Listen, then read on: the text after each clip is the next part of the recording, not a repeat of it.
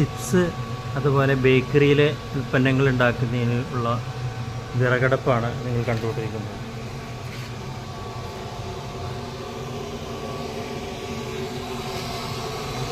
ഇതുവഴിയാണ് വിറക്, ചിരട്ട എല്ലാം ഇടേണ്ടത്.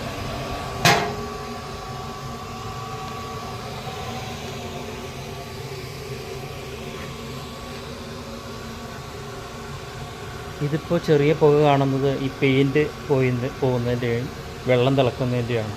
ഇതുവഴിയാണ് പുക പുറത്തേക്ക് പോകുന്നത്. ഇതിൻ്റെ അകത്ത് അടുപ്പാണുള്ളത്. അതിൻ്റെ പുറമേലുള്ള ഷെല്ലാണ് ഈ കാണുന്നത്. ഇതിന് പകരം ഇഷ്ടിക കെട്ടിയെടുത്താലും മതിയാവും.